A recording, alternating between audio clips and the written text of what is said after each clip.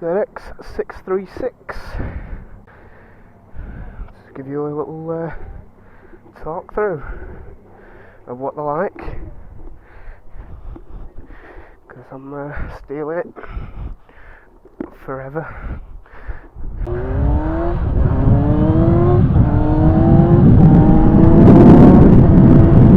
It's just power all the way through gears. It's just like an abundance of power through gears. Like, that's sixth, a little tickle and it's going. Like, it just wants to be off. I feel really high up after being on ZZR, but I mean, as far as bikes go, it's very flickable. You can just fling it about, and you definitely feel quite high up. If you get off a sports tour or onto a sports bike, feel like you sat on a headlight. You know what I mean? Yeah, as I just showed you, like, I was just tickling it, throttle, like, and it's going. That's in 68. It just wants to be climbing gears all the time. Absolutely stunning to ride. I could really get used to one of these. I really want one, to be honest. Like, it's just beautiful. Nice to look at, nice to ride. It's not massively uncomfortable, and it feels like the throttle response is incredible. And just the rear shock, the harder rear shock, it just makes it so much easier to ride. Like, absolutely stunning.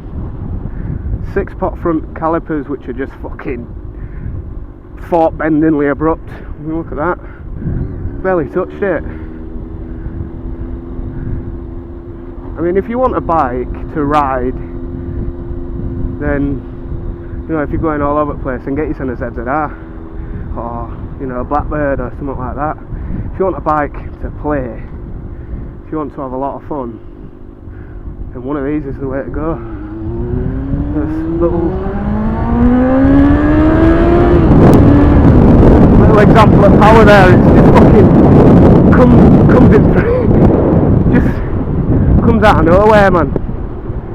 Like, you just whack that throttle back, tap it down a couple, whack it back, and it's gone. Power band kicks in around about here.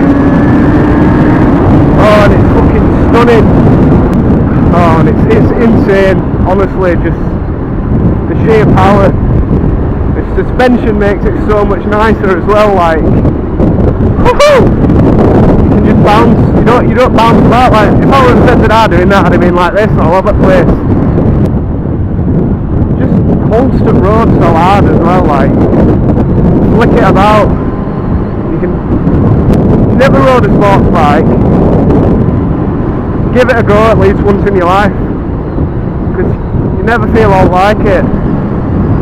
You can hurl yourself around corners like a catapult.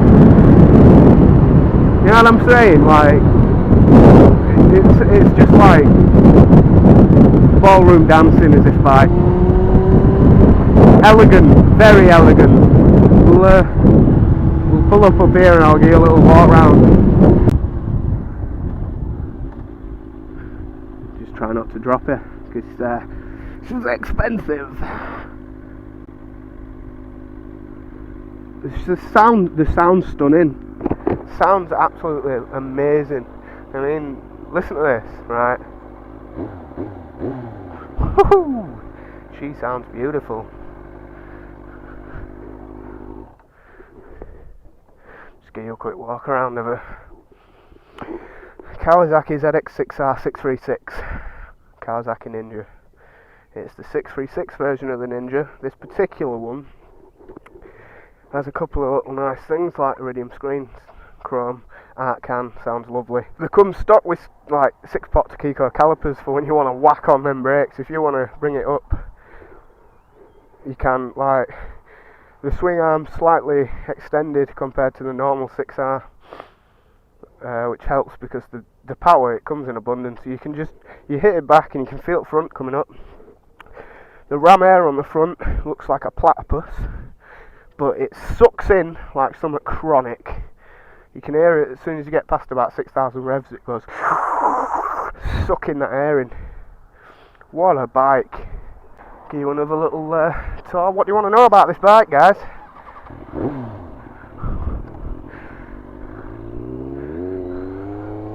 Low end torque compared to a normal sort of inline 4. That were a tickle, do you know what I mean? Another tickle. Low end torque for an inline 4, absolutely incredible. Mid range, again, for an inline 4, amazing. Like, just power horse, absolute power horse. Obviously compared to something like a ZX6R or, you know, like a big silly bike, CBR 5-blade, it's not going to have much on it, but going from a new rider's perspective, going to a 636, or even jumping off a Sports Tourer 600, with roughly the same brake horsepower, don't get me wrong, but it's just so much lighter, so much more energetic, it just wants to go, it screams at you, give it, give it, give it, give it, give it, just wants some more and more and more. So I mean, the low down torque of an inline, it's only likened to something like a speed triple, you know what I mean? A triple, or I mean, I'd even push to say that it feels somewhat similar to the SD650 on the low end, which is amazing to liken a V-twin to an inline 4. Just the sheer power, it just wants it. It keeps giving and giving, and by the time it stops giving, you're at sort of speeds where you're going to lose your license, do you know what I mean? So, I mean, you can't really, any bike in this country, you can't use its full potential, but you can have a fucking lot of fun getting there, do you know what I'm saying? Absolutely incredible, absolutely incredible. You've got to be really careful with it,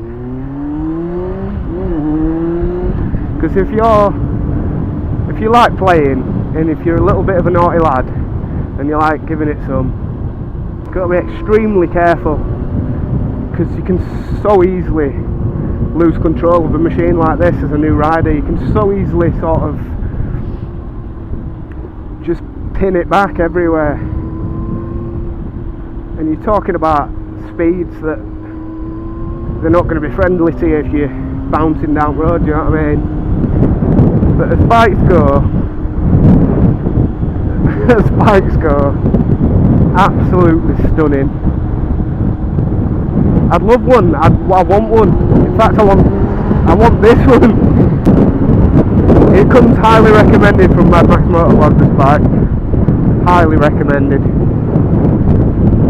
If you don't want to be going up to massive bikes, if you don't want to be going up 1 litre bikes and you're looking somewhere in the region of a 650, you've got choices of this one, something like the 650R Ninja, 650 SV.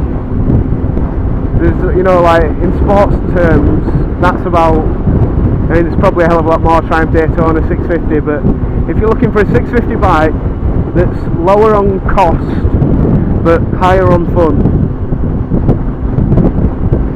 you're looking at Kawasaki ZX6R 636.